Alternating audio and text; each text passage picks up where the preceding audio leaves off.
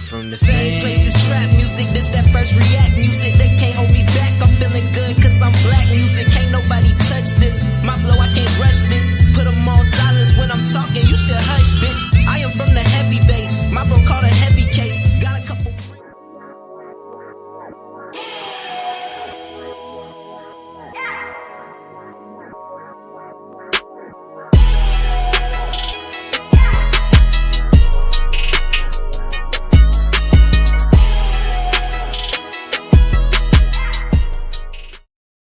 Good evening and welcome everyone back to another episode of Cigar Sundays Live, where we define, examine, and analyze words, sayings, and phrases used in American culture. And tonight will be the finale of our three-part series of the saying Plantation Thinking. So grab your thinking caps and get ready to smoke on words with two big nerds, with myself, Chef Earl Pearl at DBCHEFTV, and the God, Ali Dawood L at BK Soul Farm. And we are the Cigarden Panel. Peace, God. How you feeling? Peace, God. Yeah, I'm feeling productive, man. I'm feeling good about this. Not that it's our last chapter on this, but I'm feeling good that we made it through this and we've been productive, I feel, right? My day has been productive, my week has been productive, and we're closing a productive chapter on a very interesting thought process. Very, very interesting thought process, right? Definitely. What you dealing with?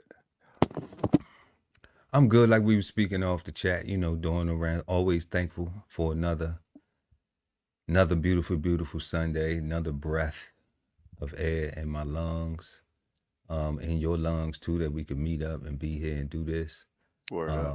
Getting things done around the house, trying to do some little stuff to beautify and being productive, positive, productive, and peaceful, supporting my interests and living. God, that's what we's on. And man, before we get into tonight's questions, y'all make sure to like and share this video. Smash that like button. We really appreciate it. It helps us get this content in front of other beautiful, insightful people like yourself. And we appreciate you for it. So we are smoking on the saying Plantation Thinking. And let's go ahead and bring up tonight's cigar selection.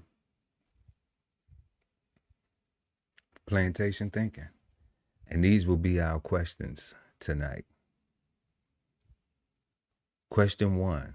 Does holding on to a victim's mindset help or harm plantation thinking? Question 2. How does plantation thinking affect the Black family's ability to work together?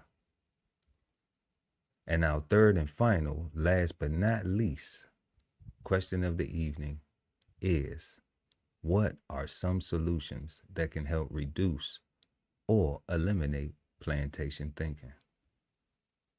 So we always encourage you all to exchange your insights in the live chat and always in the comment section. So what we're going to do is we're going to go ahead and get into our first question of the evening. Does holding on to a victim's mindset help or harm plantation thinking? The God, Ali Dawood L at BK Soul Farm. Peace, God. Yo, so that's Peace, that's an interesting question. That's an interesting, because it's slightly triggering, I can see, right? But in all honesty, is a great question, right? The triggering part for me is where it says holding on to a victim mentality, and my thought process is, if you're no longer being victimized, then it's a huge problem to hold on to the victimization status or mindset, because that means you stay a slave, you stay under somebody's thumb, you stay oppressed, you stay a Talk vic, about it. you stay a victim, right?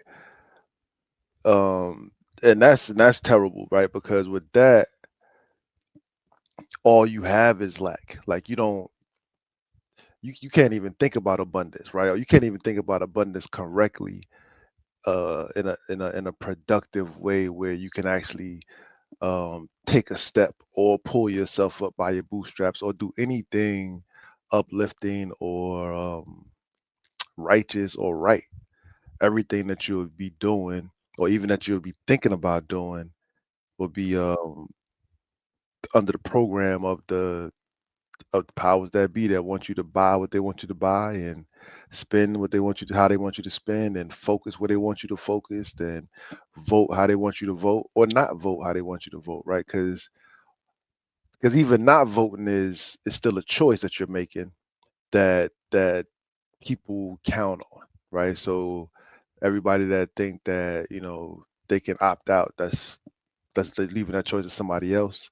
Politicians consider those people as well, right? And it's like, so with that being, that's why I say, like, if you don't vote, you don't get a chance to say one thing or another, right? Actually, you kind of got to accept everything, and you're not a victim at all because you didn't make a choice, or your choice was to abstain. So you just got to accept everything. To make that choice and complain, I think it's some asshole stuff. I think that's it's unrealistic, right? Like it's not reasonable. It's almost like you don't want a solution for yourself, right? Here it is, you got this problem, and whatever if the solution is a good solution or a bad solution, the solution is this path, and if you don't take it, um, but for African Americans, Black people in America, when I think about that question, is like I still feel like we're still being subject to the same traumas, right? So I don't know if I'm holding on to being a victim if it's not even if they're not even waiting until February to remind me that I was a slave or my ancestors were slaves, right? Like they going out their way to put on blackface and on Halloween. They're going out their way to dress up like servants and enslave people to to try to remind people of a scenario. They going out of their way to try to suggest politics that reverse decisions that benefited us, or things that our ancestors fought for so that we can be online talking our talk right now, right? S- so when they're actively portraying a narrative that there is still this black white, not necessarily black white issue, because that's still a fact, but the blacks are against the whites, like when they make that competition, like it's hard to remove yourself from that reality of, I don't know, because it's still on one hand, I can see how somebody can say like, yo, you sound like a victim, you holding on to old shit, right? You just got to do what you got to do. This is the scenario, but it's hard when it's just so fuzzy out here right now. I don't know, man. That's a tough one for me. Like when I think about the Charlie Kirks of the world and the people that take up that mantle, like their whole message is remembering why you're a victim and holding you in a position is like I don't know, it's just weird, bro. Like if everything is good, right? If you ain't got no pressure on your neck or no on your back anymore, but you still in your memory still feeling that foot and that knee, so you hold yourself down because of that memory, that's awful and terrible, and what they say, no bueno, right? Because you can't go nowhere from there because that's you holding it. But if you got an actual foot, you know what I'm saying? Like I think if you got an actual foot, I don't know if that's the same victim mindset. I think you are an actual victim. That was a tough one for me. No doubt, no doubt, no doubt. But you said some very insightful things, though. I had a question I wanted to ask you about three things. Mm-hmm.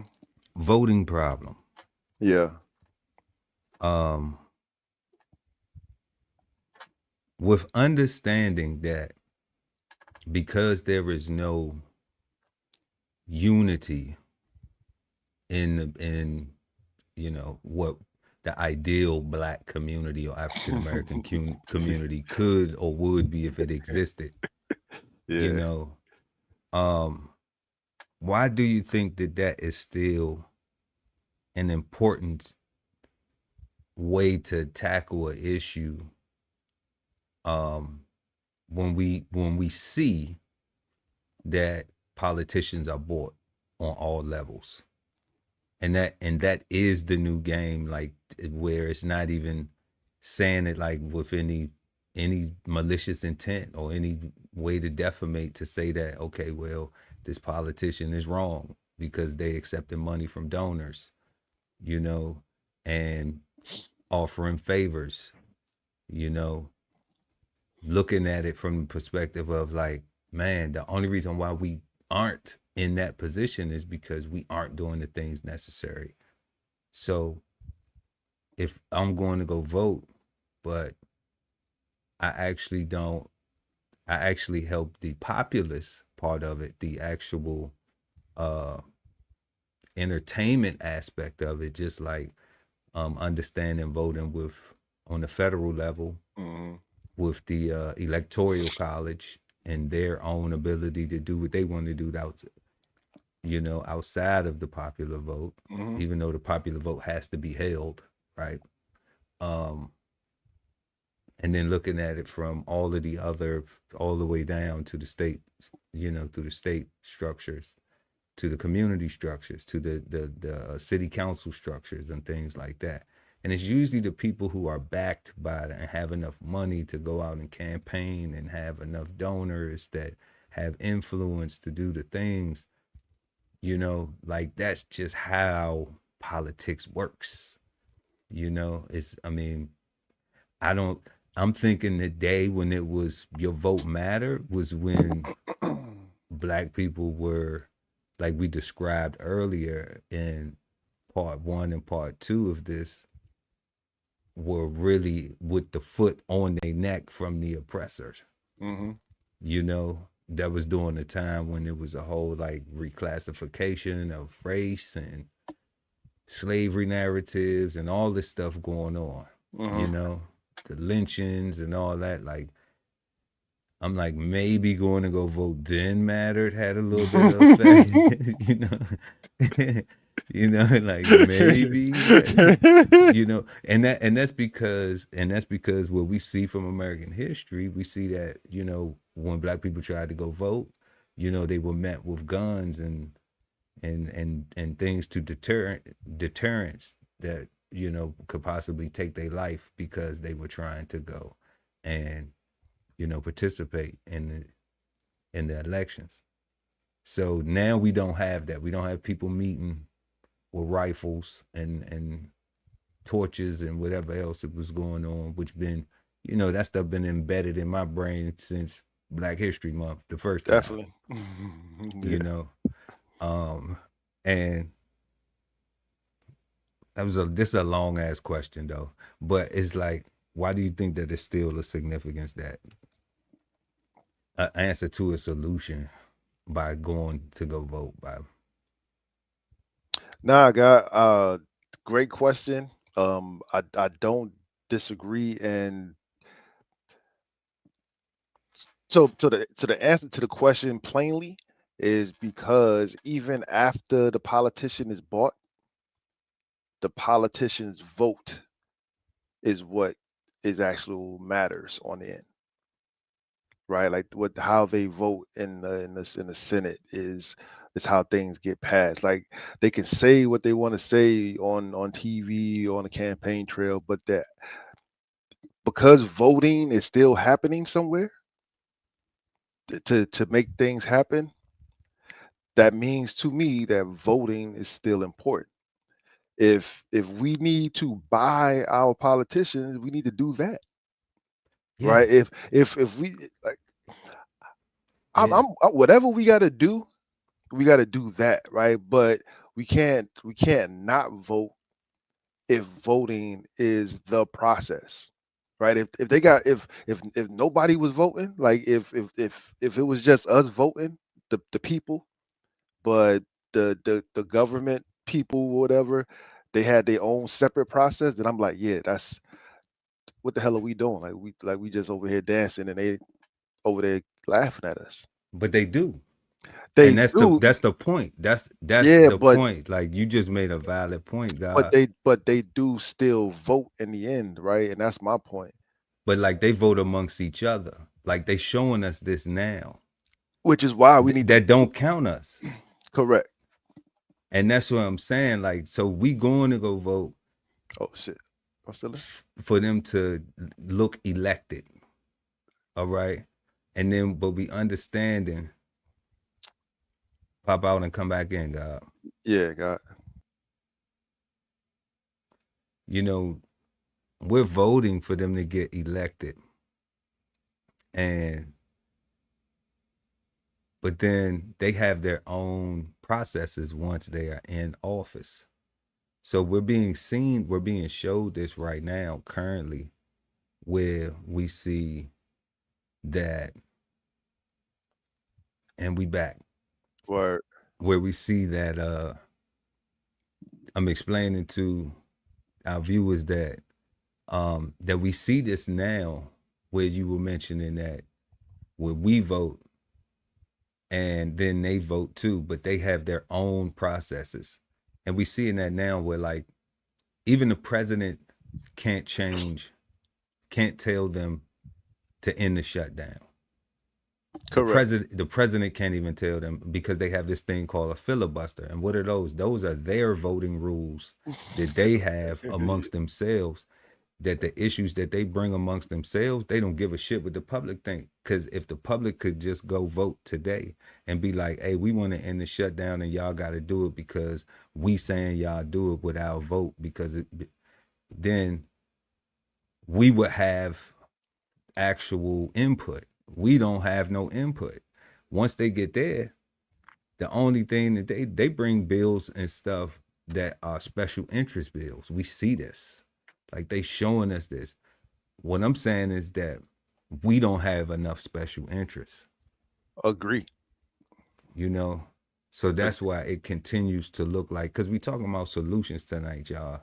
You know, like we don't have enough special interests, enough unity amongst ourselves to where we put a dollar in it. We not suing with each other. You know, we not cooperative economics in with each other. And that way, in doing that, now it's like, okay, but then they still would get there, you know? Like, let's say we was part of a group when we hear them saying like the far leftists, I don't even know what the hell a far leftist is. I don't know. You know, I thought it was just like, you know, the Democrat and Republican Party, and I heard of some conservatives and Yeah, some liberals and shit, but liberals. like, I thought but that I'm I thought like, that was just another term for Democrat, Republican. yeah, but like now it's a Now you far got like a far left and leftist, a a far far right. right. I'm And I'm like, like, what the fuck is that? Like, all right. like this shit is all out of control, you know? So, so, you know, I'm looking at that and it's like, okay, well, obviously whoever's in the far part has more control than the people, because the people in the actual party is saying that we won't budge on this until we get what we want. And they're explaining this to us, but nobody's paying attention. Everybody's still thinking that they matter, you know? and everything you saying, God, is why I'm saying what I'm saying, right? Again, if they weren't voting at all, right, then it wouldn't matter at all, right? Um, but they do, and just because we don't got our stuff together, don't mean we shouldn't have our stuff together, Big facts. right? Like the facts that like that where well you say we don't have enough what you just say we don't have enough interest, special interest, Special interest, yeah. right? Like that's unified thought and money, right? That's a collective conscious. Like what we don't have a group of citizens of us that care enough about our situations that literally hold the politicians that we elect to represent us accountable for how they represent us in real time, right? We allow their status and their position and their titles to reign over us like they got the power. Like if I didn't give it to you, you don't have it. So if I gave it to you, yeah, technically you got it, but I'm the one that gave it to you, so I can take it back. So it's a mutual respect thing there with a mature mind for me, right? But it seems like a lot of people have a I'm gonna like that person with the nice suit and the big college degrees and the big brain looking guy, and that person is they look smart, so they're gonna make the right decisions for me, and I can go worry about my 9 to 5 and my family and my house. They're gonna take care of my community for me. Like that laziness, we don't like it's as simple as going to community meetings, God, neighborhood meetings. Like again, just because we don't doesn't mean that we shouldn't, right? Like we don't do enough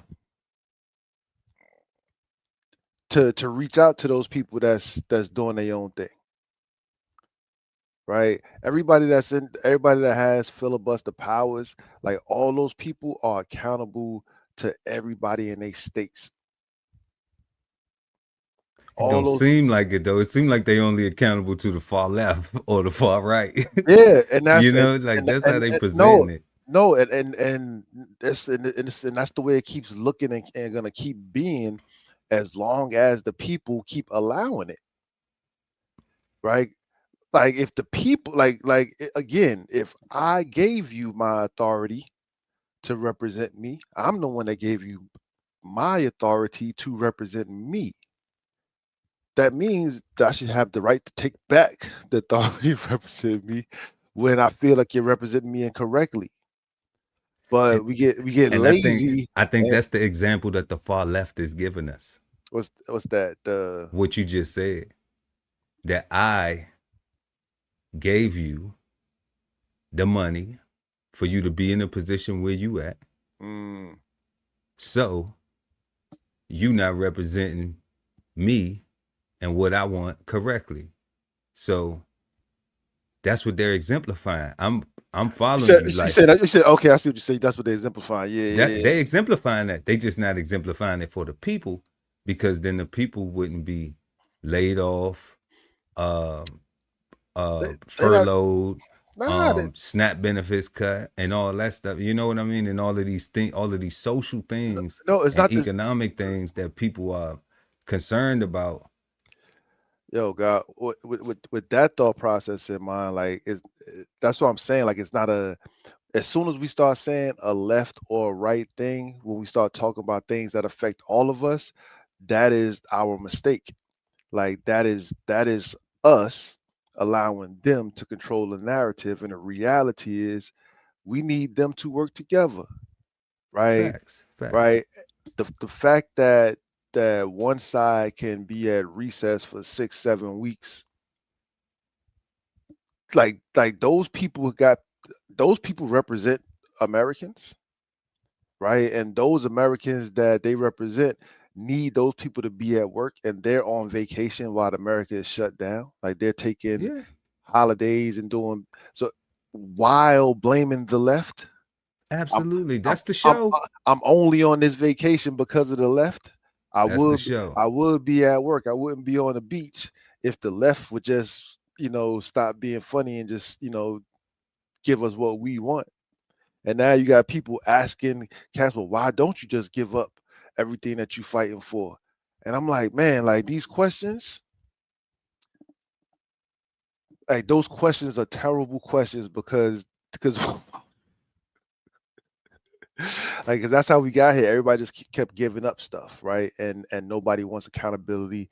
Everybody wants to just give somebody else their power to represent and just leave it at that. Like, hey Pearl, you know what? I need you to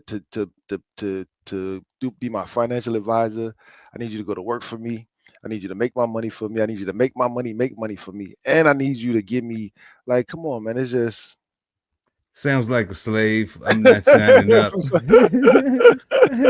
I didn't sign up for that shit. You know what I'm You know, saying, God? Like, but I for the mean, most part, we born in it and sworn in it.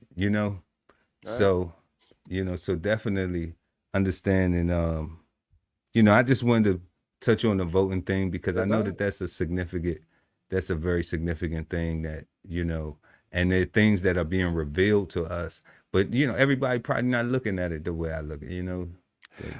like saying that the stuff to me, the stuff that they revealing is why like the stuff I feel like the stuff that I'm saying is so right because it's like, man, if we don't unify, they really gonna run us over, and we literally giving them the keys to the car, walking into the highway and looking at them roll down the damn road. Like, come on, man, Yeah, I think the train already left the building, though, God, to be like it's honest. like it's coming this way. I'm saying I'm gonna get off the tracks, right? I'm gonna do something about the problem. I'm saying that's what we all can do. We can all see the problem coming, and we can decide to make a new track so that train can go someplace else, or we can do something. But as long as we don't, right? Like it's not fair to say that voting doesn't work when people are casting votes against you, right? So I'm saying they do work.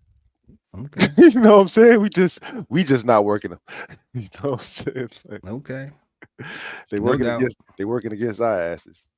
no doubt. And is it black versus white? That was another thing you say. Is it black versus white in the U.S. anymore? Yes. So it's gonna always be that in the US until reparations, until we get repair and again, not reparations, the money, but the actual repair. Like we all gotta heal, right? We like this country was built off of there needing to be an established bottom. So it need to be somebody that you can look at and say, at least I'm not that person, And you right? don't think that has transformed from black versus? Because that's why I asked, is it still? Yeah, no, We know that it was for sure. Like American history tells us, yeah, no, explains it to us every February that it was black versus white before, right? But that's why I'm asking, is it still? Because like you just said, very key thing was that establishing, classism. And yeah. now that has moved. I'm thinking that it has moved, from my opinions, that it has moved more from a black and white to a socio-economic classism, you know? So that's why I asked the I question, I agree with that guy. is it so much? Because we don't hear as much social media as we do have and we have access to. We don't hear about, it's almost selective. We see the incidents with law enforcement Hmm. and people and black peoples. We see the incidents when, the Karens and but we aren't seeing like um it's not a heavy, well, I don't have it coming through my algorithm at least because I be on some other shit. But I don't see a heavy presence of like constant uh racism spats, like like big Yeah, deals. We had the boat yeah. fight. We had that boat fight when them guys was down there fighting. I don't even think that was racist, to be honest with you. But I mean, I but think people I think turned it I racist think I though. think it looked racist. I think, but people turned. But I don't think that Yeah, that seems like some man shit. right? It might have just been a property, you know, they trying to whatever they had going on, too much alcohol, but you know, like that's the closest thing we see to it. And then everybody automatically internalizes it like that. But I was just, you know, I heard you mention something about the black and white thing, and I just wanted to, you know, clarify or understand, you know, because because like you said, there are some people who think that there is a black white thing still thriving, like that's at the height, versus they not paying attention to the socioeconomic structure of it, you know, because you know, like that's where it's like where I said that the Civil War was a labor dispute. They wanted to make everybody pay taxes. They wanted to make everybody slaves to the tax system. It was no longer, you know, it wasn't about, oh, you from the North and you from the South, and I don't like the way you say this and I don't like the way you say that, you know, or that and this and stupid shit that people, you know, continue to think is the narrative, you know. But it's not taught like that either. Which is You why know, which is why the it answer isn't taught like that either. which is why my answer to your question is yes. Right. So honestly, God, I think it's always been the social class thing, right? Like I think that's always been the case, right? But to establish that, you use what you can see, and you can see skin color, you can see the difference between that, right? So that's a easy tool to use to move your agenda or to set stereotypes and things like that, right? Um, and even the things you were saying, like the you said it's selective.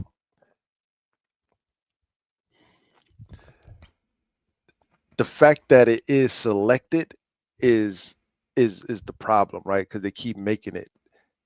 They like it's a perpetual, like we gotta keep reminding you that there's this thing in America. Don't forget, black man, you're still the victim. You're still shootable. You're still everybody's scared of you. Still um super predator type stuff, right? Like it's still Yeah, yeah. I mean, we do see that. There's still gonna be more baby daddies than husbands. It's still gonna be more, it, but, you know. but it's TV though, right? And Yeah, and that's what I'm saying, right? Like it's that's just meant to for us to push the agenda. Like it's not real, right? Like yeah, like it's never to me it's never been about black because it's too much. It's been too much interracial relationships or intercourse for there to be for that race thing to be real, right? yeah. I mean, cause it's some Like, interracial. It's some white girls with baby daddies. yeah. You know, like black baby daddies and white baby daddies. You know what I'm Yeah, saying? right. So Like it's yeah, like that shit ain't. You know, it's some Latinas. You know, some Hispanic women with baby daddies. Like that look at shit the ain't. snap look at the snap stuff, right? Like that's an American problem. But for whatever reason, the narrative keeps trying to make it a black or a white thing, right? And I'm like, that's something that again, if things affect everybody, there shouldn't be a leftist or rightist conversation. Like if it affects everybody, Yeah, in a perfect world, I agree, God. right? But we're But not perfect. dealing with what we dealing with, It's all what's on the plate right now in front of us it's all manipulation and bull, which is why I'm saying, you right? know, Like is you gotta look at what's on the plate. is ways away from what was the idea of a constitution, Yeah, and it's ways away from the idea of the judicial, the executive, and the legislative branch being the one government. yeah, You yeah, know, it's ways away from that. yeah. You know, now it is this leftist, this party, rightist, you know, a uppist, a downist, like it's And the all this ones that shit and going the on. only ones that really are counted are the lobbyists. Yeah, because that's the money That's party. the money part, right? Which is why I say, Yeah. right, we gotta pony up because other We gotta become the money party. If we don't become the money party, party's like over. because you can't because you're not gonna be able to do nothing. Like again, if voting if these things are still being voted on, if voting didn't matter, I wouldn't stress it, right? Like we gotta put our money up. That's just the game we in. We gotta put our money up. We just gotta put our money up. All right, like Absolutely. So we just finished exchanging insights on our first question. Does holding on to a victim's mindset help or harm plantation thinking? We're going to go ahead and move on to our second question. How does plantation thinking affect the Black family's ability to work together? Let us know what y'all think in the comment sections and make sure to smash that like button. We really appreciate y'all when y'all do that.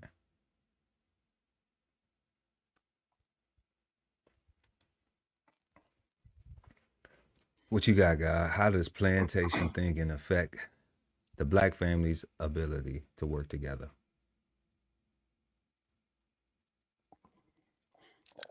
the plantation was set up so that the Black family didn't exist in the first place, right? It was just an idea that we always hoped for, but never really had a good example of what that was, right? Our conditions and circumstances that they had our ancestors um, conditioned to made it so that we can't trust each other initially, right? We gotta like literally go out of our way to make ourselves trust other Black people so that we can. I mean, it's just like the plantation just broke us up, right? Like we went from tribes in Africa, we went from tribes here in America, we went from a group of people of alike to mix and mingling to unalike people, and saying, okay, y'all folks from up north, down south, from Midwest, wherever, y'all together now, um, making new people.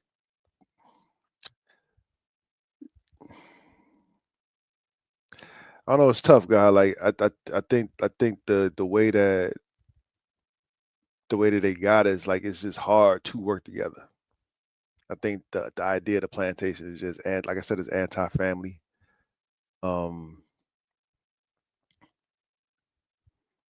and unless we take like literally stomp our feet and say we gotta make a mental change, we gotta change our actions, we gotta change our approaches to problem solving, and we even gotta change on what we even see as problems, right? Like I feel like we gotta see more things as problems that need to be resolved, right? And stop being so complacent and lax on, well, I'm looking and breathing, so I'm good. My life is paid, so I'm good. I got food in my fridge, so I'm good. And I'm like, if we got 2 million people about to get laid off, right? 2 million people that's gonna be financially impacted, and we know this. I'm saying that we all got 2 million new problems potentially, right? That we need to be thinking about, and when they put their masks up and they come looking, that's the wrong time to start worrying about the problem. Like when they outside knocking on the door, like that's the wrong time to be worried about. Like you got to have your security system up first, right? You got to have your I don't know, man. It's just it takes a sharp right turn, right? We got to do something drastic to get out of that thinking of not working together. Like we really got to force ourselves to work with each other, right? We got to prove to each other that we can rely on each other, like because the plantation just shows that we couldn't. Like the whole buck breaking process, like and a lot of this stuff, right? Like I like to, it's hard for me to think about as being a ancestral memory and not being furious about it, right? So, um, but a lot of the bug breaking practices to take the biggest, strongest person like that, it sounds fantasy, but you see it in school all the time. Like you see the bully walk up to the biggest person and slap that person or run their pockets, and everybody look like, oh man, if they got their pockets ran, like. Yeah, that shit was back in the day. They ain't doing that no more though. But I'm just saying though, right? But Yeah, that like that's was. it's like a real thing, right? Like it's Yeah. it was so relevant. So if we saw that, Yeah, right, during right, our era, you know what I'm absolutely. saying? Like, Like, and that wasn't even a bug breaking yeah. practice. Like that was just some nigga shit, I guess, right? I don't know. Um, Yeah, you know what I'm saying? But that was but an that, actual that was you better not slap the wrong one. you better not slap the wrong facts. you know. You never know who they know. Yeah. Or you never know what Oh, they they got got. what they got, What type right? of heart they got. Shit. Right, right. So that's what I'm saying. Like so the plantation got us scared to trust, right? Because we got us thinking that my brother might be my first op, right? And instead of teammate, right? Like they got us thinking that look at the whole the what was it the welfare the dad's got to leave the house program, right, in order for the women to get service, in order for the women and children Yeah. to be able to eat, right, Speak on it, God. Speak on it. like that, Absolutely. like so like that, like even something like that, right? Like the real reality is or was people were not making enough money, right? Specifically, black people were not being paid accordingly for what they was doing, and they wasn't getting paid enough in the first place, right? So it was always, how can we get over on people, and if you don't take this job, somebody else will. So it was always an opportunity for somebody, right? So if they wasn't making enough money in the first place and they got a whole family to take care of, and you got this program, this system that just pops up that requires the family to not have a man in the house, right? Like that you know how much we got to do to you know what I'm saying, I mean, to setting up the system is foul, eh, but I think there's also a level of accountability that needs to be yeah, addressed when we say, like, for but particularly for in the commune. Well, by that time, I think it hasn't been communities for a long time. Okay. Because to perpetuate the narrative means that somebody mama got to be okay with not having a man in the house to get some shit. correct. And then they instill that into the children to where the children think that that's cool too, because my mama did it. So a lot of people think, well, if it was good for the goose, then it's good for the gander. Shit like that. So so that there's a level of accountability. Then, let's not just look at one side of the coin. Then there's some people who, like, nah, I seen my mother struggle on public assistance. We grew up like that, and I don't want to live my life like that. I want to be married.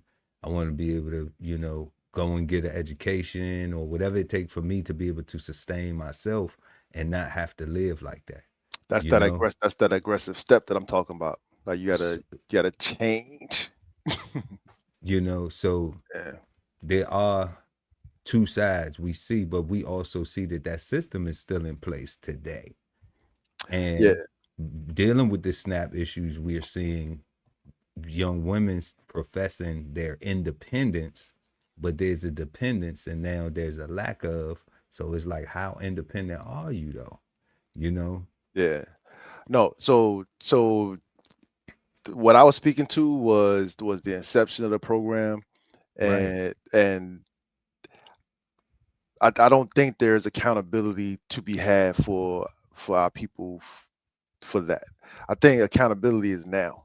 I think that we Now, are yeah, I think we are wise enough. We have enough tools. We have enough resources. We have enough um, just enough knowledge and information to know that what was put in place was foul, right. right? So foul that it was a trap that they couldn't avoid, right?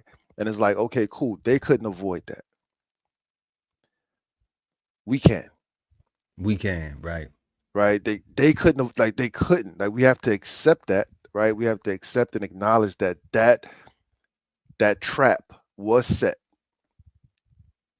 right? It was set, right? And we fell for it. Got to accept that, right? Like, but today, all these years later, all the experience and time, like we had a lot of time to consider. We have a lot of times to be better versions of ourselves, a lot of times to put ourselves in better situations, to get better jobs, to get better education, to do better for ourselves. Like we have a lot of time right now, right? So for me, the accountability is never on our ancestors in the past that was going through it in real time as it was happening, because as we seeing right now, they just doing stuff, and we just as a country are just subject to it, right? So things are yeah. being Certain things, absolutely. certain things are being done to us right now that we're being subject to, right? We can allow that to continue, or we can put ourselves in a situation to where that's not impacting us like that, right? And like I say, but right now is our time, Yeah, right? Then it was too new, it was too real. People had to eat right now. yeah. That was the then, but we talking about solutions now now it's because now it's right, all we talking about now it's the all about solutions. accountability. Yeah, we talking about the solutions now because we've identified that that trap has been set. Yeah. We've identified all of the effects from it, and giving the examples like you gave, living examples I gave. But we see that people still falling for it. And now upon us right now, today, as we speak and have this conversation, we see where these things that the people have fallen for, this trap, is now even being used in Congress as a negotiating tool and being limited due to the government shutdown Yeah. so it's like what you said, going back to what you said about the last thing you said about accountability, is like, you know, yes, and we have a chance to be better, like to say, I don't want to be in that situation again. So what do I need to do so I don't get caught up like this? Because who is to say that that it just won't get cut, that it won't slowly over time it just get reduced, and then just be gone. Yo, to the point that you're making, guy, I saw a video today that I kind of understood a little bit, but it bothered me. And there was this young brother, and he was complaining about. He was saying how old people don't get it. There's no way to save money. The cost of living is just so bad.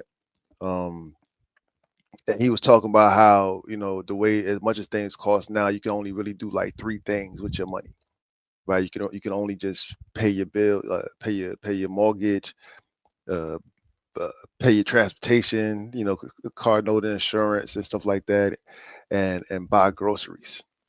He's like, where's the fun at? Like, where's the fun at? And I'm like, that's the problem, right? So if you want fun, you need to make more money, There right? you go.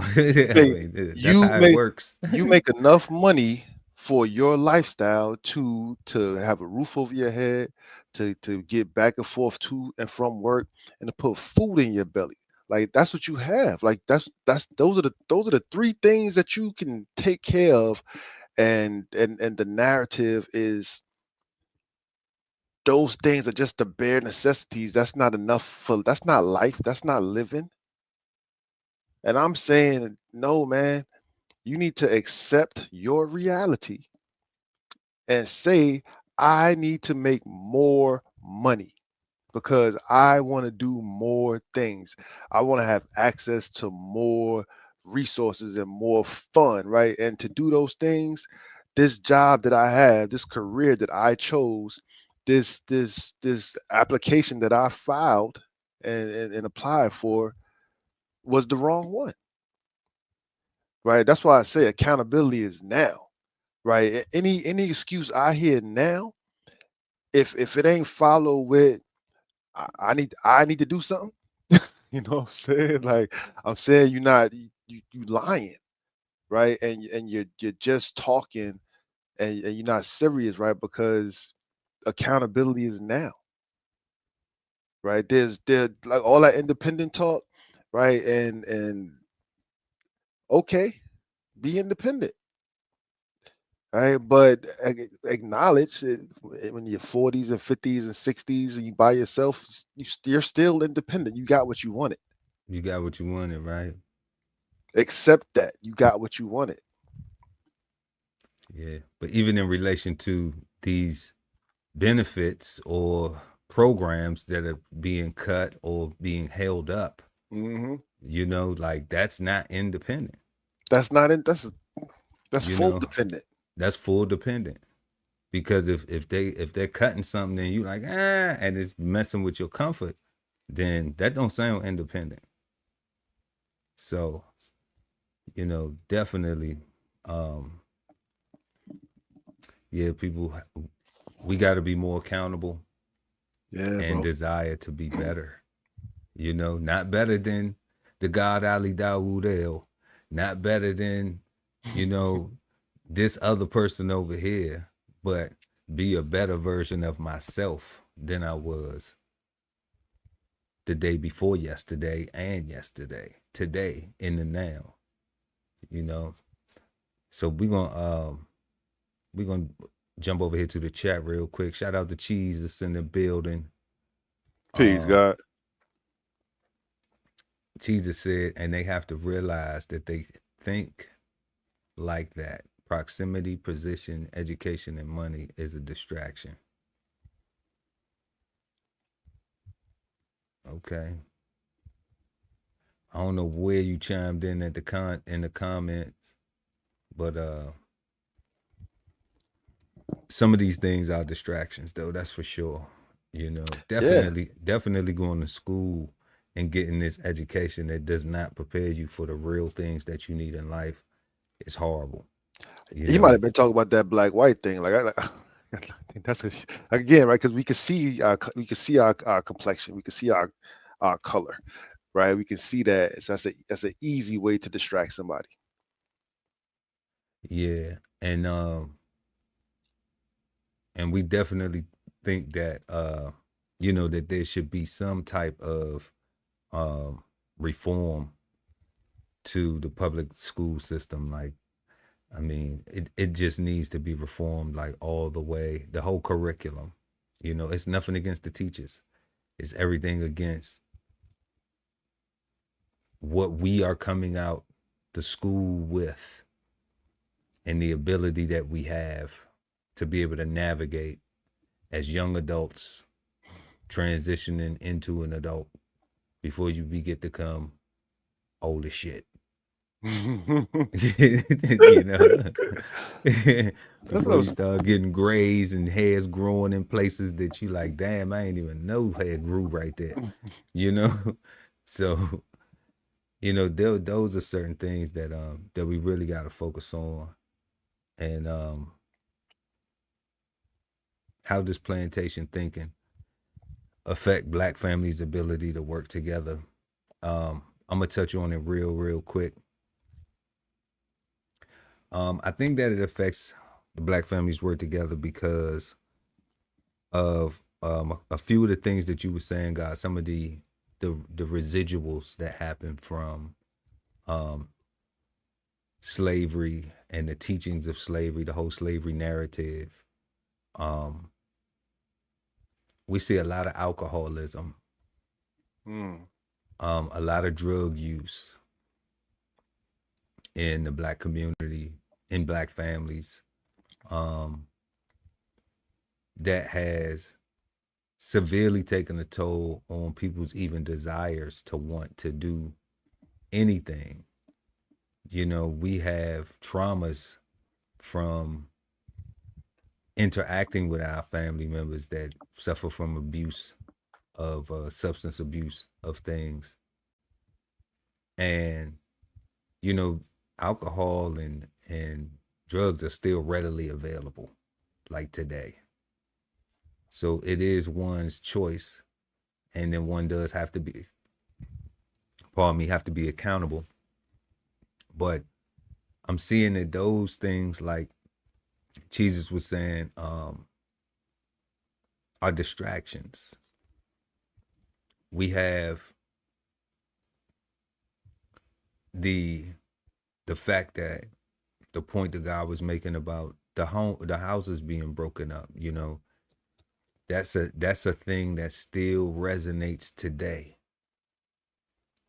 When we have a lot of young ladies, it's even guys on there, but I mean, they should be ashamed of themselves. I think so. My opinion is any man that's online talking about they cutting off my benefits, like, I'm calling you a man to respect you, to respect your gender. But when we see the young ladies on there, they're by themselves.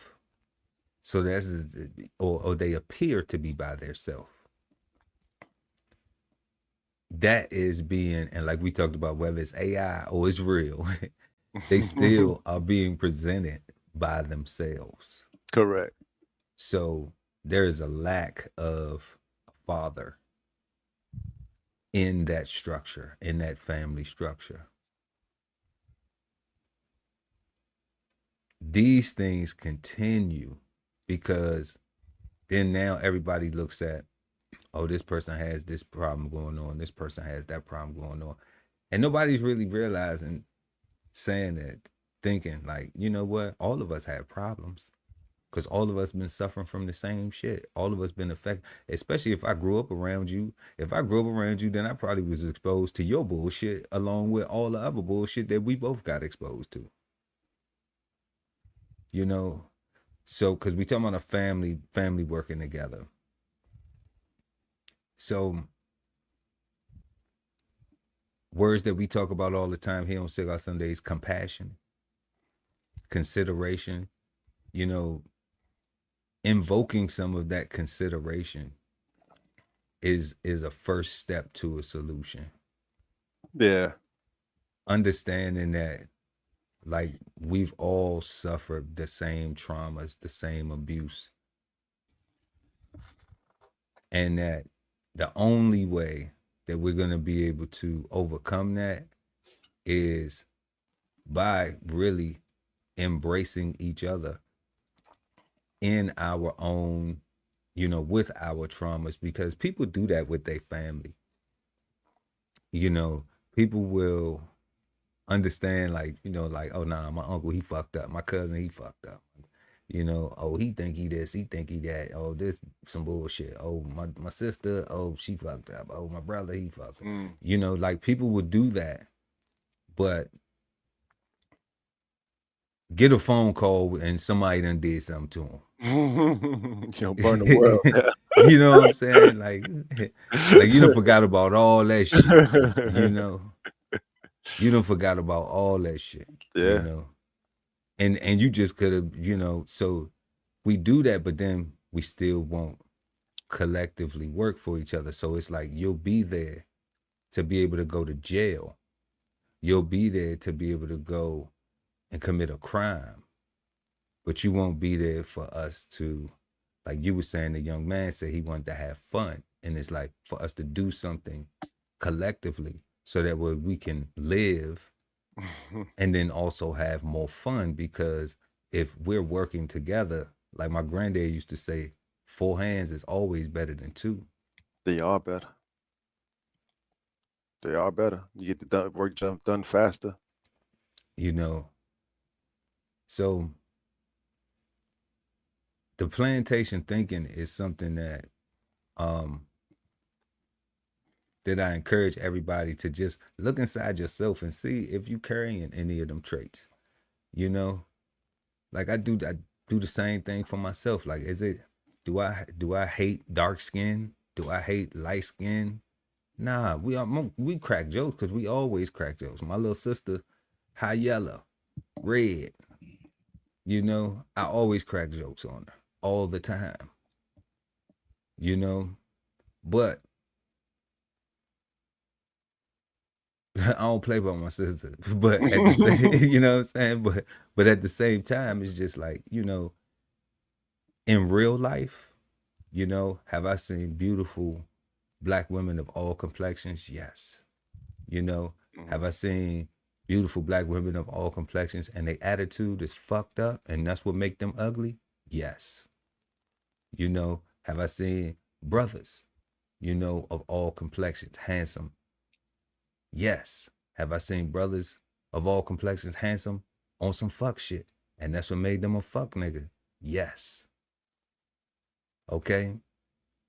So the thing is that still don't mean anybody that I dealt with had them type of interactions. It's more especially family that we haven't put aside our differences to do some shit like take pictures because grandma want everybody to take pictures. You know? Or go to, you know, auntie so-and-so funeral, or go to, you know, this one's birthday party because they turning 100 years old or something like that. You know? So people have the ability to do shit like that, like to put their differences aside and be like, oh, I'm only going to be around this joker for, you know, about an hour or 2 or whatever, you know? And you do that. Yeah, you do that. But then everybody go back to their own lives. There's nothing coming together so we could do this more often so it don't feel weird, so it don't feel odd. So the babies come up understanding that we need to do this. We need to be sticking together. We need to work together because when you step off that porch, the whole world, you know, is the playing field.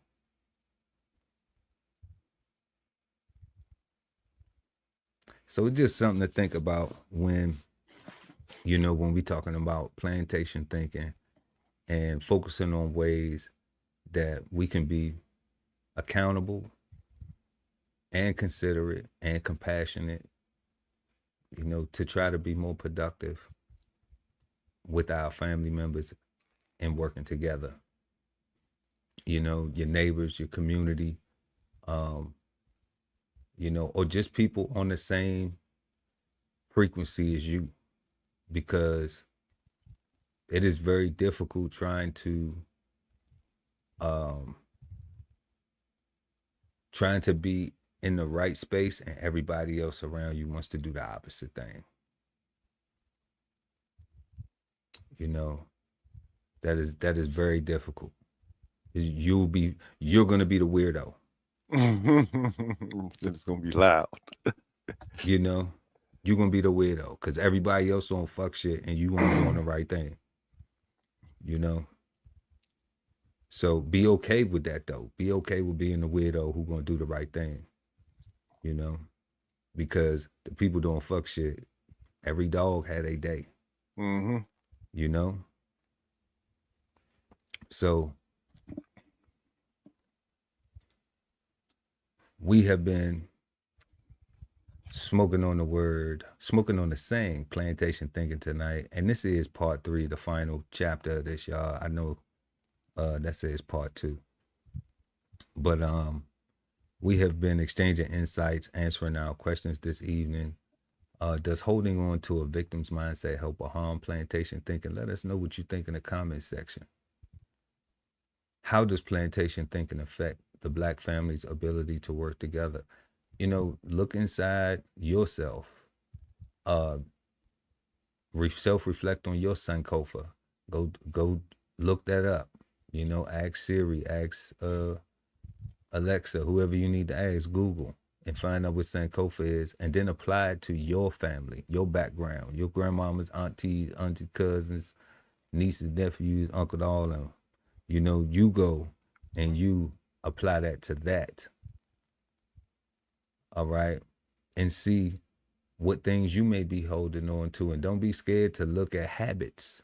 Don't be scared to challenge yourself on things to say, damn, did I pick this up?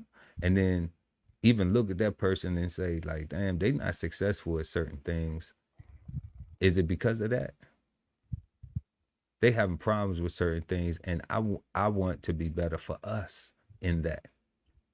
And maybe through examining that, their lack of, I learned to pick that up. Not the lack, but to reverse it. And I picked that up, and now I start applying that, and they start seeing that in me. And they start saying, like, dang, you know what? They might even pull you to the side and be like, you know what? You know, you good with talking to people. I don't really like talking to folks. You know, something simple as that. With being social and developing communication. So just think about those things, and any little thing, you know, that's just one example. Think about those things, because the way this world is going right now, y'all already seeing it. We already in it right now. If you're not working together, you know, with your family, or at least a group of people like-minded or something like that, man, it's going to be tough. It's going to be tough for you. So if you keep fucking up relationships, burning bridges and stuff like that, man, good luck, Chuck. You know, because shit ain't getting no easier out here, especially if you're not a person paying attention to the de-easement of things. I don't even know if that's the word, de-easement, but let me say the reduction of benefits and all these freebies. These freebies are getting smaller and smaller and smaller. You know, the consideration for your situation is getting smaller and smaller and smaller. So, you know, people gonna have to figure out what they're gonna do, if they're gonna be self-sustainable, you know, or if you're gonna take the the red pillow, blue pill. Yo, God, like I'm listening to what you just said, like, and I wonder how you gonna finish that. Like, are you gonna be self-sustainable? And I'm like, what else is there? Like a slave? Like, is that really the only thing? If you're not self-sustainable, like you are 100% dependent upon for everything for somebody else. Like, that's the reality of it, you know. That's awful. You know, or infant, you know, like, I mean, Or because infantile, yeah. infantile, because that's, I mean, babies. And Yeah. then when you get real old, you know, it depends on how your health is when you get real old. But like, you know, that's it. And I mean, babies aren't slaves because they're babies. They're babies, but they, You know, but it's you know, but they 100% have to do whatever they told. You know what I'm saying? They gotta go wherever you take them. They have to depend on you to eat. They have to go wherever you take them. They have to eat what you give them. You know what I'm saying? So like, I'm glad I grew up. That sounds like slavery. That's what I was thinking, but I was like, man. I was a baby slave. No, mama. All right. But Not yeah. for nothing. When I felt like when I was a kid, I felt like a slave. Like my mom's always want me to do something. I can't wait to get out of this house. I can't wait. Always want me to wash the dishes. Always want me to take the trash out. Right. I ain't your slave. I ain't your slave. Never uttered those words. No. It was always a thought. Yeah. I still got my teeth. Hell yeah. Nobody think of a slave. Now the beef ain't playing that shit. Hell nah. So yeah, y'all. We're gonna go ahead and jump into tonight's Flavor Bombs. The Flavor Bombs, presented to you by DBCHEFTV. So we got the Supreme Court blocking Snap. If you somewhere hiding underneath a rock. Supreme Court, President Trump had a federal judge from, I want to say Connecticut, from one of the federal courts, one of the federal district courts, tried to tell him to use government funding to fund SNAP benefits. However, they appealed, and like we was talking about on another show of ours, the appeals, Supreme Court is an appeals court, is an appellate court. So when they go there, they're just hearing, they don't hear the whole trial stuff. They hear evidence from the trial, This guy they haven't had a trial. He just made an order. So it was obvious that once they appealed it to the Supreme Court that it was going to get blocked because there was nothing adjudicated. And because there was nothing that happened in that process, it just made a good ass headline, But we're going to check y'all out and show y'all what that's about. And then everybody knows about the Jeffrey Epstein situation and his POC, PIC, partner in crime. But she's a happy camper now. And we gonna take a little dive into why she's a happy camper and is this shit right? So let's go ahead and jump into that. And turning to the latest on the government shutdown, the Supreme Court has issued an emergency order blocking the full payments of food stamps benefits. That affects 42 million people who use SNAP. And for the first time since the shutdown started, the Senate will work through the weekend in an attempt to reach a deal to reopen the government. As CBS News Miami's Christian Benavidez reports, the stalemate is also having an impact on air travel. At the 11th hour, the Supreme Court halted a court order requiring the federal government to fund food assistance. Justice Ketanji Brown Jackson issued the order in response to an emergency appeal by the Trump administration, which has so far refused to dip into its reserves to fund food assistance. Jackson wrote the lower court should deal with the matter swiftly. Janelle Daniels of New Jersey has suffered. SNAP ran out of funds last week. It's hard to try to depend on other people to help you. I'm such a very independent, I try to help anybody else in need the best way I can, and it's very hard for me to ask for help. It comes as air travel has been snarled by the shutdown. Transportation Secretary Sean Duffy issued an emergency order for airlines to cut 10% of their flights at 40 major airports due to surging air traffic controller sick calls occurring with little warning as they work without pay due to the shutdown. We see more incursions on tarmacs throughout the country. And we have more complaints from pilots about stress from air traffic controllers and more complaints about the lack of responsiveness from controllers. This is a reasonable offer. On Friday, Democrats said they'd be willing to reopen the government if Republicans agreed to extend for another year tax credits for the Affordable Care Act. The Democrats have gone, they're crazy. But Republicans are holding firm that the government should reopen before any negotiations take place. Cristian Benavides, CBS News. What you think, God? I don't know, man. Like, so this is what I will say to the sister crying in her car. She said something that not necessarily triggered me, but I think it's something that we need to think about. She said that, you know, she's a very independent person and she's always helping people when she can, right?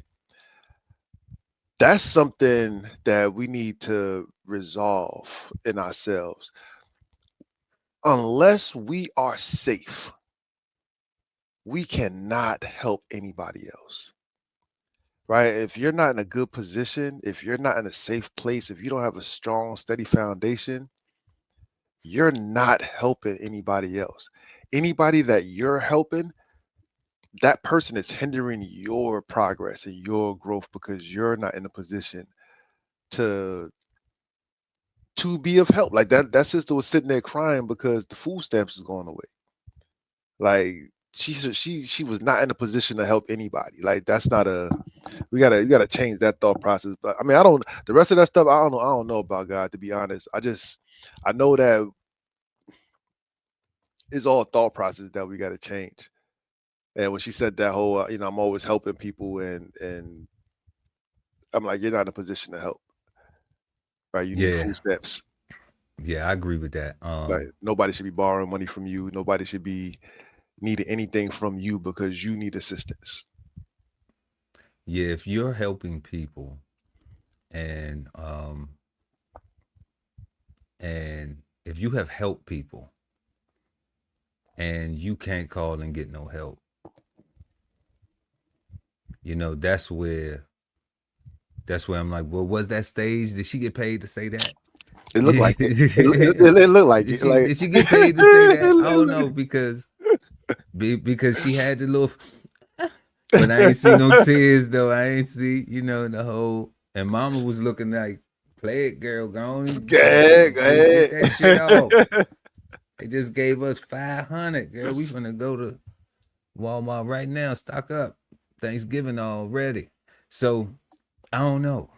That's what that looked like to me as well. I don't know, but the messaging in it, the messaging in it, like the guy was saying, it's a clear message that if you are helping people and it's going to hinder you, then you're not helping people, you're hindering yourself.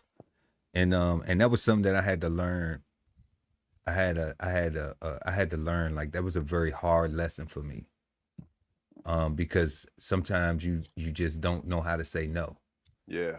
Or you don't know how to say, I don't got it. Even if you got it, you don't want to lie because you had so much integrity. You just like, damn. And you feel compelled because you just like, you know what, man? Like, I look out because I know I have more than I need. My needs are met. So I have sacrificed my own wants to help people. And I always make this comment now, and it's a true one. I say that any man that I could call to ask to help me with anything is a father. So every father that I would have to call if I allow myself to become destitute, if I allow myself to lapse in my responsibilities, if I found myself unable to afford myself, okay, say that, then every man that I would have to ask has to take food from their children's mouth. And that's the way I look at it. And that's something that motivates me to not have to put myself in those situations. So even if it is somebody that I truly want to help, I have to always evaluate, are my needs met first? Does this cut into my needs? Because if it's something I want, I get what I want, you know, not because I just got tons of money to go get, because I'm patient enough to do the things necessary to budget for it, to have budget discipline, you know. And that's one thing that I think that the young lady doesn't have when she's speaking like that. She don't have budget discipline. Mm-hmm. And budget discipline is I have the budget, but then let me be disciplined with it, because I know that if I get into a situation like how you on TV saying, I help a lot of people, you know, I'm independent, but you crying because they turned your food stamps off. If you done helped all these people, then it ain't nobody you can call, baby girl. Ain't nobody you can call. Out of all them people you help, ain't nobody you can call. But I know how she feel. Mm-hmm. Because I got a lot of people I help that I can't call for shit. I might be able to call them for some fuck shit, but I can't call them if I need some help the way I help them. So what's the value in it? You know? So that way, like the guy was saying, you have to be careful, you know, when you helping, because you might be really harming yourself. You said something, God. Like you said something. Are my needs met? Right? That's the question, right? Because you can give up your wants, right? You can sacrifice your wants for somebody else, right? But you cannot sacrifice your needs for anybody else, No, absolutely not. right? And a lot of people mix up their needs and wants. Because when you said somebody asks you for something and you don't have the courage to say I don't have it, because you don't want to lie, you might have the exact amount that they're asking for, right? But if that money is allocated to something already, In the budget. you don't have it, even if you have the exact dollar amount that they're asking for. If that money is already allocated, then you don't have that money anymore, because that money's already allocated. Just because you can see it there doesn't mean you have it. It's for something else. And we have to get out of the mindset that, because that budget discipline is so important. We got to get out of the mindset of what I can see is what I got. Like, no, what do you need? What is that money for? Right? Once you subtract all of that, this is how much money you got left. That's how much you got. That's what you can afford to lend somebody. You can't afford to lend somebody your rent money. You can't afford to Yeah. lend somebody your daycare money. You can't afford to lend somebody, like, you cannot like you need those things. But they Yeah. say robbing Peter to pay Paul, like Mm-hmm. like we got to stop doing that. Like because we just keep we just gonna end up in jail, and like we robbing Peter to pay Paul. Like it's the penitentiary or the grave, right? Like that's not a good life, Right. right? So what you said was powerful, God. Like you know, are your needs met? Right. We gotta identify and know what our needs are, and Right. and know what we can sacrifice. Yeah. And you turned the light bulb on too. You hit me with a trigger word. Don't lend. You are not a bank. You're not a bank. Do not lend. You're not a bank. You're not a financial institution. When you dealing with people, and that's something I had to learn too. When you dealing with those that you love, that you're going to consider helping out with money, okay? Give. Because you have to understand, and this is why you have to make sure your needs are met. Yeah. This is the reason why you have to make sure your needs are met. Yeah, because so you can't give it away. So you can't give it away. So you could just give it because they already down bad. They already in a bad position. They're not going to be able to pay you back in 2 weeks because they need that money in 2 weeks. Because they've already been poor stewards of their own finances before they got to you. Yeah, they caught like 3 or 4 people. You know, so you're gonna have to, so you might as well just be like, and that's the thing, even if like if somebody call me, like I've had this happen, somebody call me like, oh, I need, $2,000 for an electric bill, some type shit. And I'm just like, damn, like why you ain't call me the first month when the shit was you know what I'm saying? You let that shit go for $2,000, like. And then what the fuck make you think I got $2,000 just laying around just to give you? You know what I'm saying? So I had the first month. yeah, like if you'd call me during the first month, hell, here you go, baby. You know what I'm saying? Just keep your lights on. The lights on. Yeah, no problem. Just hit give me, and if you can give it back to me when you say you're gonna get it back to me, cool. But I ain't looking for it. Correct. And that's why I say give, don't lend. Yeah. Because then that way you are already making it up in your mind that you are okay with separating from this. This is something that you don't need in life at all, ever again. That's almost like a form of budget discipline, right? Because that money gets allocated and is no longer yours anymore. Because once you put it on the budget that this is for this is for that, when you get your paycheck, you know that only $5 of that paycheck is your money, right? Whatever's left in your budget. Whatever's left is your money. Everything else belongs someplace. Right. And that's that discipline, and that's why I'm just like, you gotta have that. You can have a budget, but if you don't have budget discipline, then you always in the hole. You always you always trying to figure out why it's not enough, or you always scraping and scratching. You got your credit card that you can't never pay off. Yeah. You know what I'm saying? Because it's no discipline. I paid it all, but then what I do? Keep charging some more shit. So like, no, like you have to have the budget discipline. And when, not straying off top of the conversation, but with giving to people, don't lend. People that you care about, just give it away. And if you can't give them all of it, that's what I was saying. The $2,000 they call me for, I was like, well, I can put something on it. Mm-hmm. I can give you 400 on it, and that'll help you get there.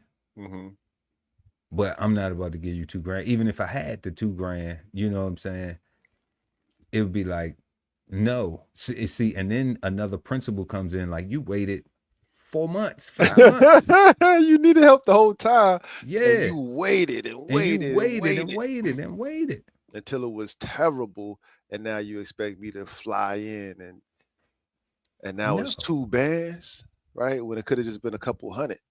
Yeah, when it could have been a few hundred that I easily depart with, like, fine. Like, you know what I'm saying? That's a dinner date with the wife. We gonna spend $300. Dude, you start talking about stacks though. Like now you're talking about a little bit of investments. Yeah, now you're talking about a mortgage payment. For electric bill. It's like, really? Like, nah, you should no. So give, don't lend, and and be good stewards of your finances, y'all. Yeah.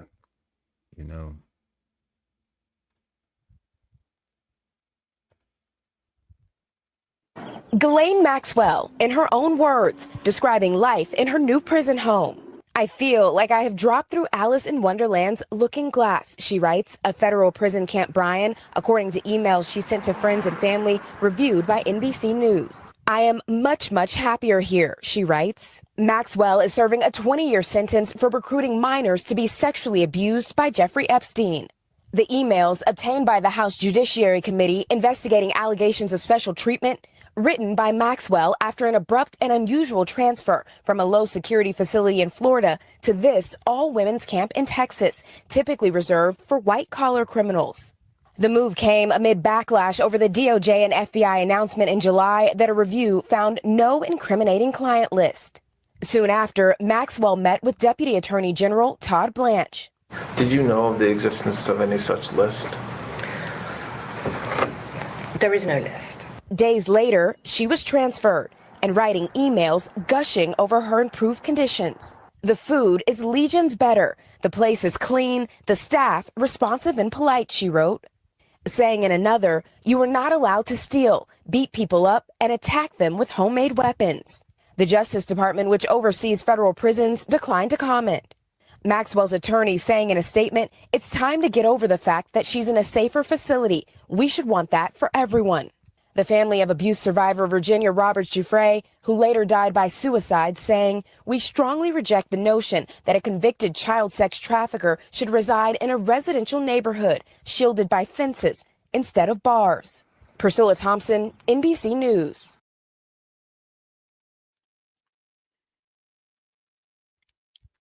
That confused me a little bit, God.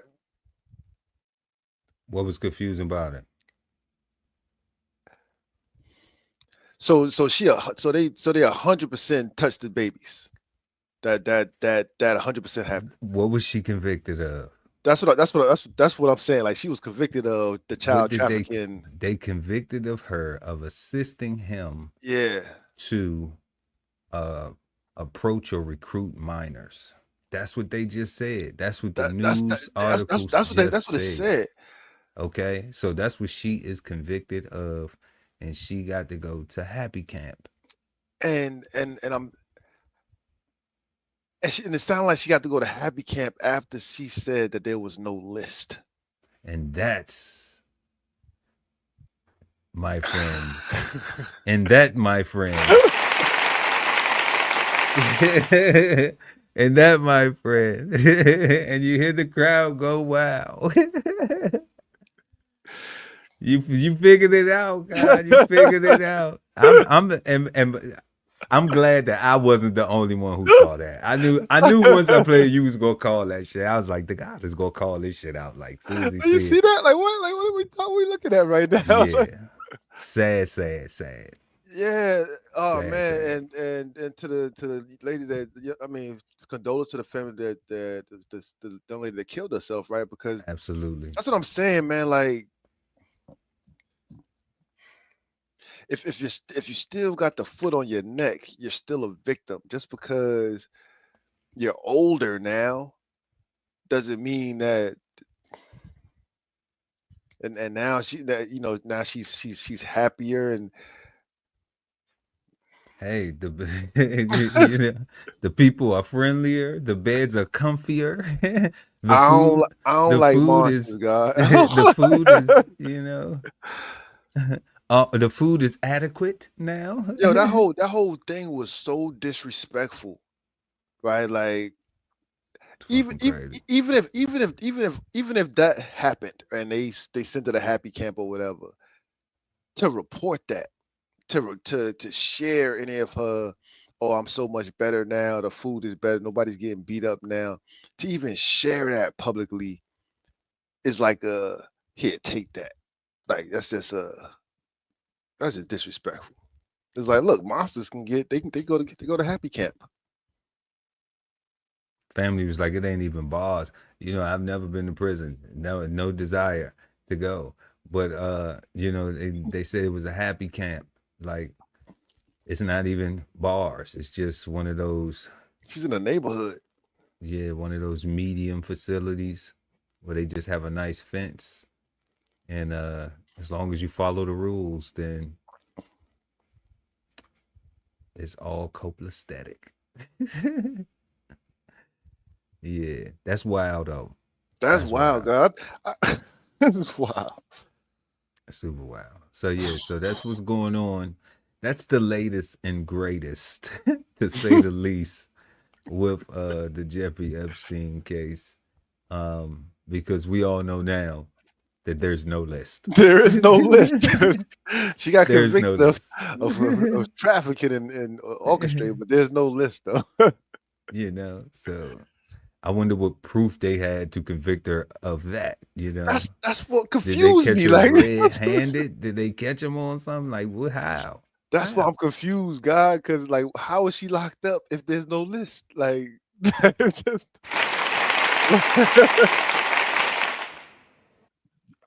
And there you have it, y'all. The flavor bombs. You've just been flavor bombed, and now back to our show. Okay, so if you're just joining us, y'all, go ahead and smash that like button. We really appreciate it. Also, share the video, and we have been smoking on the saying plantation thinking in this part 3 final episode. And we had 3 questions this evening so far. Does holding on to a victim's mindset help or harm plantation thinking? How does plantation thinking affect the Black family's ability to work together? Let us know what you think in the comment section. Feel free to exchange your insights in the chat as well. And we're going to move on to our 3rd and final question of the evening. What are some solutions that can help reduce or eliminate plantation thinking?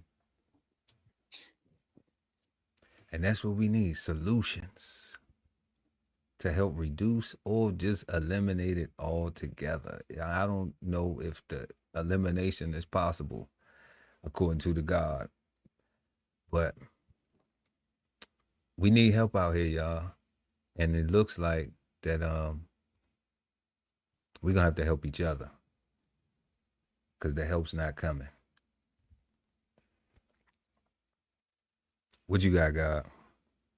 The first thing that comes to my mind as the very first solution is we need to agree that there is a thing called plantation thinking.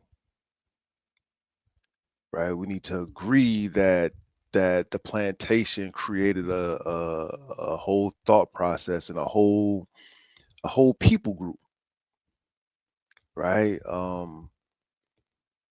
That got a whole wave, right? Like if and I feel like if we can agree to that, that'll be our first step to repair, right? Because we just need one thing to agree on, right? If we can just get one thing to agree on, I think in my heart of hearts, right, I feel like it's gonna get a domino effect, a snowball effect of we're just gonna find more things that we can agree on because the plantation thinking says that we can agree. So if we can agree that there is plantation thinking, if we can just agree on just one thing, I think that's just going to lead to just more things that we just can agree to because the cycle will be broken, right? It'll just be broken. I think everything that we've been saying tonight has been solution based, right? Don't lend. You gotta give. You gotta be in a position to give. Not picking on the sister in the car in the SNAP program, right? But her case and her words were so.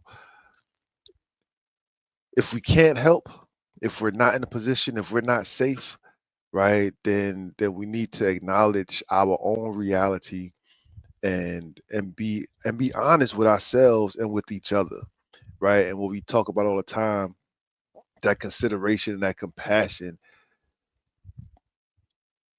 If I ask you and you say, you know what, bro, I don't have it. I can't pocket watch you and look at the wad of money that you have in your hand and say, but you got it right there. I have to. You can't. I should. You can't. Because I'm saying I don't know what that wad of money's for. Right. It could be allocated already. It could already have a home. You could be on your way to paying a bill right now. I don't know that. All I know is I need this amount and I see it, and you saying you don't have it, and we need to get mature enough to accept that, you know what, they might have it, but they might not have it for me, and that doesn't mean that I'm being disrespected. It means that they don't have it for me. They don't have it extra. They don't have it to give away. They have enough for them, and that's okay. I need to take responsibility for myself and my actions. I need to be accountable for my happiness, for my livelihood, and do what I need to do for myself. Again, if your problem is I want to wear Gucci, I want to wear Louis, I want to take trips to Paris, if you work at Burger King, you could want those things. There's nothing wrong with you wanting those things. But you have to be real and acknowledge that it's going to take you a long time to save up for a plane ticket. Right? Right. Like, and that's what you should do. Yeah. You should save for the plane ticket because you do work at Burger King, right? Yeah. And you do want to go to Paris, right? So you might have to save $1 a week or $1 2 week. Like you might have to just save. You might take you a while to get to Paris. If it take you 6 months, if it take you a year to save up for your Paris trip, for your trip to Paris, It might and take you 5 years, however long it takes you. man, go. I recommend, like the guy saying, go on the trip and not have to pay for it when you come back. Yes. You know, so whatever it take to get there to do it, yeah, but don't pay for it when you come back. Don't pay for it when you pay for it first, right? Like so you can enjoy yourself, so that you're not robbing Peter to pay Paul, so that you're not sacrificing anything for your relaxation and your rejuvenation and your excitement, right? Like For your needs. for your needs, right? Like because rest, relaxation, fun, those are needs, right? Like your body needs to recover. Like repair is not just a word we use to fight against white supremacy. Like nah, like it's, it's like a real thing, right? Like it's real, it's a real thing, right? So I get it, right? But we have to acknowledge our own realities and put ourselves where we need to be. If you're making $50,000 a year, but you have $100,000 a year lifestyle desire, you got to come up with another 50 grand. Like that's your reality. What you mean, God? I make The 50,000, but I got a credit card with 50,000 on it. That's $100,000, ain't I it? don't know, guys. No, you got 50. You got 50, And you right? don't even got 50. You're gonna get taxed. So you got about Man, 38, 39, maybe 41 or some shit like that. You know what I'm saying? and Like, every time you swipe stop that it. credit card, you get further and further away from your paycheck because you got to take your paycheck money to pay the credit card money, and it's like that just takes further and further away from the money that you got, right? Like it's a hell of a trap. I know. I've been there, done I'm in that. it. I've been there and done that. I'm trying to tell you that And shit ain't cool. I'm fighting my way out this bag, right? Like it's a hell of a thing.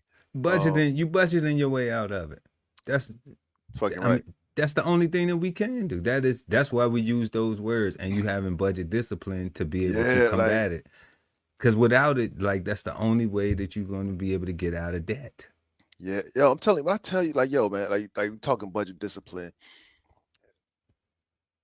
your swipes and your bank account, like, and whatever you're using to track your budget, they gotta match, they gotta meet, right? If you forget that you swiped your card 5 times today, but you wrote down your budget and you accounted for, but you accounted for miscellaneous, but you forgot about this miscellaneous.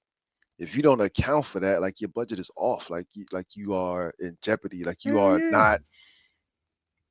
Yes, you have a budget. Yes. But no budget discipline. Yes. Not if you go over your miscellaneous category. You know what I'm saying? Like if you, Yeah, that's what I'm yeah. saying, right? Like you gotta keep track of all that stuff, Mm-mm. and you're keeping track of it so that you know how far you can go. That's right. Right? Not to limit your fun, not to limit the amount of things that you can do, but you really need to know like how far you can go and what. Because again, if you got $100,000 lifestyle or $100,000 desired lifestyle, but you only make 50 grand, you now know that you need to make another 50. Like society doesn't need to come down 50 grand. You need to make 50 more. Like, otherwise, you're gonna be out here They gonna learn chopping. real quick. They gonna learn real quick because it ain't gonna add up. It's gonna constantly not add up. How do I make this and then and that? Nah, your math fucked up. Right, and as long as we're living outside of our means, right, as long as we're not, and living within our means is literally living what you can afford to do, right, and as long as we're spending more than we're making, right, we're gonna always be playing catch up, right, and it's never gonna be catching up. We're gonna be playing fall behind is what we're gonna be playing really, right, because it's gonna be feeling like catch up, but it's just gonna be more and more falling further and further behind, right, because we keep swiping, we keep. And Right. right on point with plantation thinking.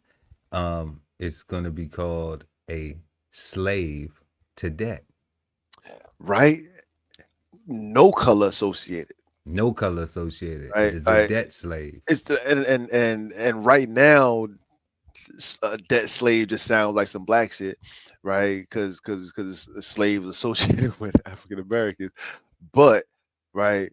The that's what I'm saying, man. Like it's not a black white thing. This thing is affecting everybody, right? Like everybody needs repair. Like everybody is thinking on some plantation shit, right? And we need to get ourselves together, right? Because we're not safe. Yeah, I don't want to be no parts of no slave type of anything. Nothing. You know, when it comes to plantation thinking. So it's like I don't even want to be a debt slave. I want to be a food slave. I don't want to be a sugar slave, alcoholic slave, a cannabis slave, like, a nicotine slave. I don't even want to be a slave to my wife. You know, And I give her everything. now we partners. We partners, you know what I'm We saying? partners. You know what I'm saying? What's that thing they be talking about that you're evenly yoked? Yeah, we got that. We evenly yoked. Yeah, we partners and everything. Definitely. So solutions, y'all. We are answering the question, what are some solutions that can help reduce or eliminate plantation thinking? Let us know what you think in the comment section, in the chat, y'all. Real quick, solutions. It's really going back to just self-reflection and just looking at your own habits. And really having an honest conversations with yourself. I know that nowadays accountability is a tough pill to swallow. I know that society and culturally, people think I don't give a fuck, it's cool. You know, that mindset, like I don't care, it's cool. So the problem is that other people begin to become affected by your I don't cares or I don't give a fucks. And that becomes a problem because it can become dangerous. So what I encourage to my people is that, and to anyone listening, all right, self-evaluate. Look at yourself. Am I being a better version than I was yesterday? Am I being more productive than I was yesterday? You know, do I have some habits? Have I examined where these bad habits came from? They're not, even I might look at it and I might think, you know what, that ain't no problem. Like, that's your problem. That ain't my problem, right? But if enough people tell me that you got a fucked up attitude, Pearl, then ain't nothing wrong with me looking at myself and be like, do I got a fucked up attitude for real? What is it that I'm doing that is causing more people to say I got a fucked up attitude than more people saying you're pleasant to be around? You know, that's something that is like, okay, well, where did I pick up this funky ass attitude that I have? You know, where did I pick up thinking that the world revolves around me all the fucking time? Where did I get this from? You know, now it's okay. Misery can be alone. Misery can die miserable. You know, but then there's nobody else to blame but self for the destruction of relationships that you had, you know, for as many days as you blessed with, fortunate enough to have. But that's the thing about it, being fortunate enough to have them means like they're fortunate. They're fortune. A day above ground is fortune. A day full of life is fortune. Yeah, bro. You know that saying, niggas die every day, B, right? But if you're not one of those niggers that die every day, B, then you are fortunate.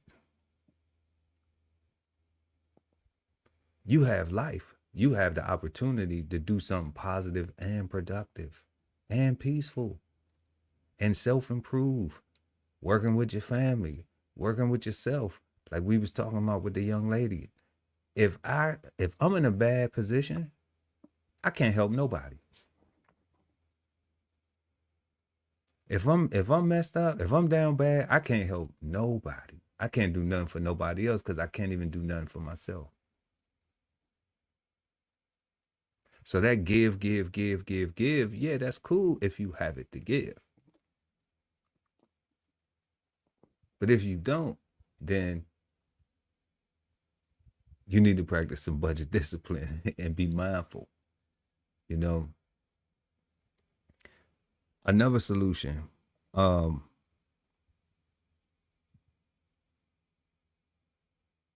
be okay with people not having things for you. The guy was saying that when you was using the term about seeing somebody with some money, when you were giving the insight about seeing somebody with some money, and it's like, you know, I've been in that situation. You got money in your pocket. You know, you count some money doing something. Like, man, give me $5, man. Give me $10. Let me hold a couple dollars. Man, you got all that money. You can't let me hold it. You got all that money. You can't let me hold it.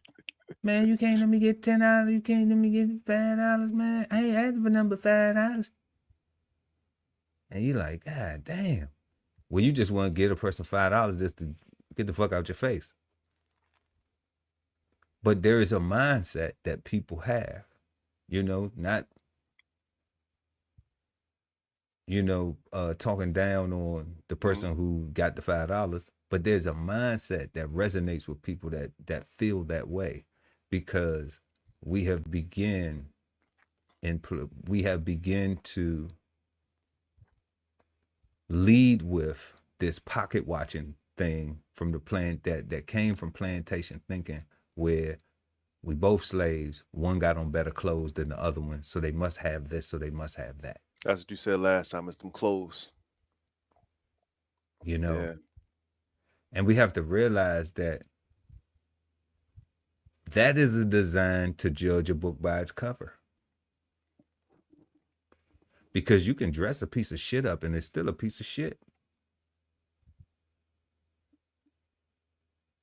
So removing that mindset of, oh, what they look like, it must be this and it must be that and it must be this and it must be that.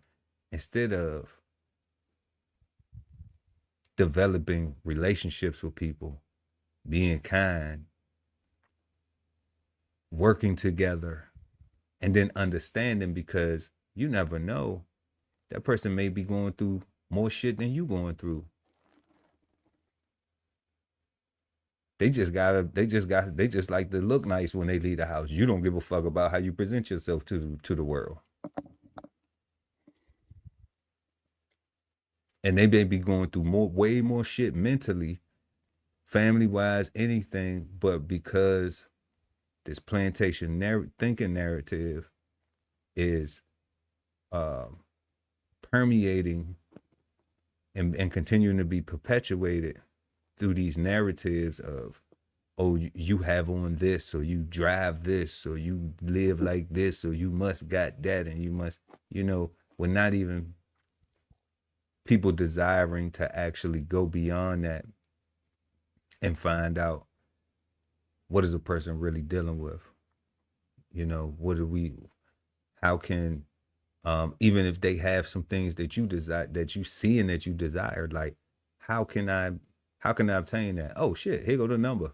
Oh shit, you know what I'm saying? Oh, here go the color. This is where I went and got it from. Oh, you want this like, right here? Yeah, there you go. Like, you know what I'm saying? Like, that's fucking simple. Yeah. They may be quick to share, but you sitting back like, you got this and you got that, and hating. Yeah. That's some plantation shit. That's looking at the slave in the house and you in the field, and you the field slave, and you thinking that there's a difference between the two of you, not realizing that you both are still slaves. Yeah. So we have to do some outside the box thinking. We have to not desire to be twerkers, to be the best twerker. We have the desire to not to be the best trapper. And let's depend on how you trapping. Like, I think I'm trapping online right now with this. But I can go to sleep comfortably with this right here. I ain't got to worry about nobody trying to think I got something that they need, or I'm,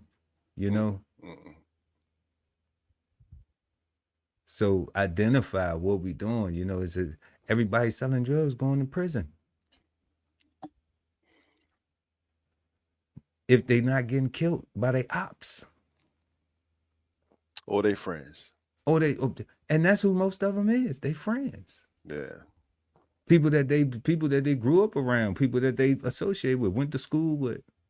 Yeah. That's the norm. It's not like it's a foreign group coming in, doing these things. So we're doing that to each other.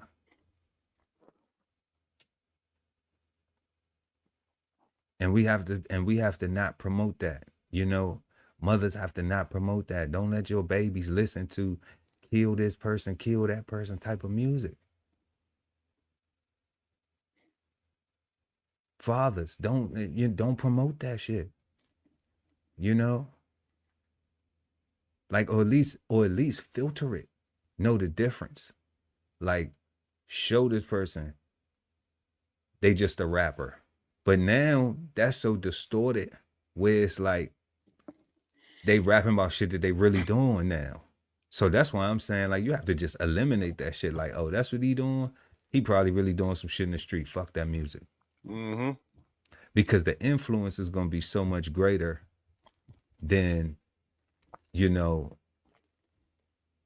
our day when it was like Ice Cube. Like, Ice Cube was not no gangster. Dr. Dre was not a gangster. Puff Daddy was never a gangster. Yeah. Turns out he's just freaky dude. Okay. So when we see these people like this, there has to be some type of filtering, and some type of explanation that, like, these guys are entrepreneurs, these guys are entertainers, Yeah. And to me, a lot of these things are the things that would allow some solutions to what has become and what still resonates as, these things that we see as plantation thinking. So we don't have all the solutions here because, you know, we could go on for days and days.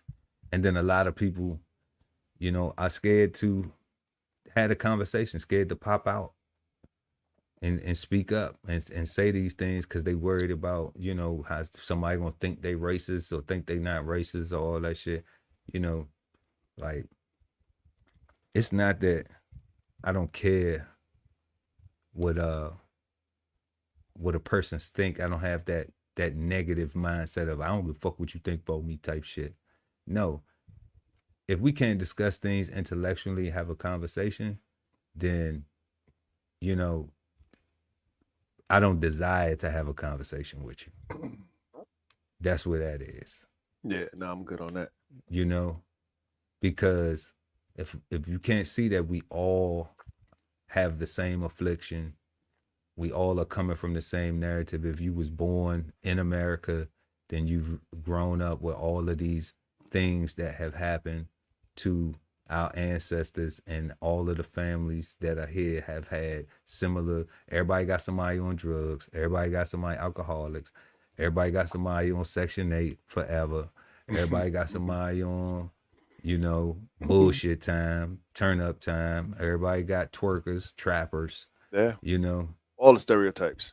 Every single stereotype you can name, we all got it in our family. The stereotypes don't be wrong, they just don't always apply. Say that again, God. I said the stereotypes don't be wrong, they just don't always apply. That's right. Right, That's like right. they you exist. Know, everybody got somebody in the family that they think is, you know, super smart. They know every goddamn thing. You know, or can nobody tell them nothing? Or a black sheep. Everybody got a black sheep.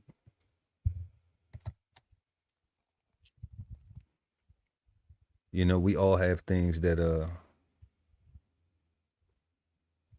that uniformly or what we say, if we could agree on one thing. Yeah. You know, we can definitely agree that we have those similarities amongst our families. And those are all traumas from the plantation.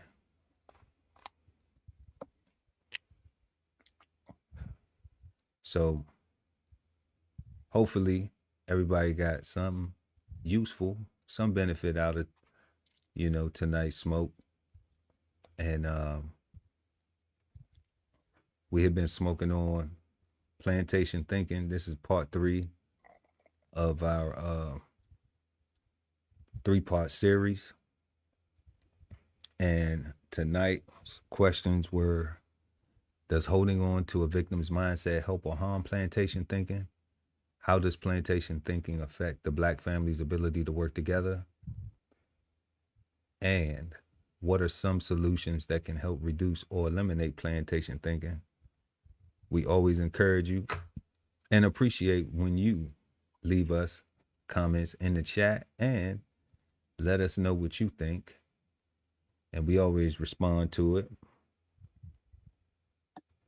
Also, make sure to smash that like button, subscribe to the channel, and check out www.bksoulfarm. Links in the description, and www.DBCHEFTV. We have merch, we have literature, we have wonderful things for wonderful people. And we want each and all of you to have a peaceful, positive, and productive start to your week. It's a new week, y'all. We know we still praying for everybody in Jamaica. We still praying for everybody that's furloughed, all the workers and stuff like that. And everybody got their fingers crossed that the government is going to end the shutdown and get people back to work and give people some more confidence about tomorrow. Because it seems like, you know, that's what it's affecting. A lot of people's don't have the ability to they aren't sustained. They aren't self-sustained, you know, so they're really concerned about their dependence on this government subsistence.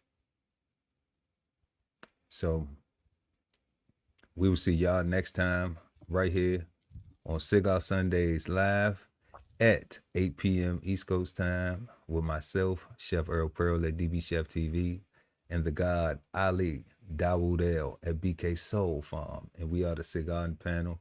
Peace, God. Peace, God.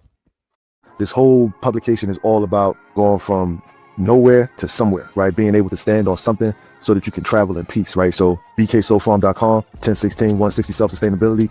Jump on the list and get yourself together, right? Because it is irresponsible to not even know what responsibility means. So get yourself together, food, clothing, and shelter, protection of that, support your interests, and live. Some say that art imitates life, but we say that life is art. So visit the DBCHEFTV gift shop and get 15% off of your next masterpiece of fashion. How do you get there? Simply tap the link in the description. At the Veteran Kettle Podcast, we thank you for your service, support, and sacrifice to our country. Listen to real stories of adversity and triumph as we give our best to honor our vets. Subscribe today and watch episodes now streaming on YouTube at TVK Podcast, The Veteran Kettle. If it's Friday night and you don't have a date, then brunch with the fellas is your spot, so don't be late. We go up at 9 p.m. with the trending topic news. Smash the like, comment, subscribe, and share the content. Don't be rude at Brunch Fellas, now streaming on YouTube. Love ain't always easy, and we won't stop until we get it right. So bring that ass to the Love Speak Podcast. Subscribe today and let your love speak at TLS Podcast, The Love Speak, now streaming on YouTube. Exchange insights Sundays at 8 p.m. East Coast time with the Cigarden Panel, smoking on words like two big nerds, hosted by DBCHEFTV and BK Soul Farm at Cigar Sundays on YouTube. Subscribe and hit the notification bell so when they go live, you never miss an episode of Cigar Sundays Live. Sign up for the newsletter and shop merch and clothing at www.dbcheftv.com.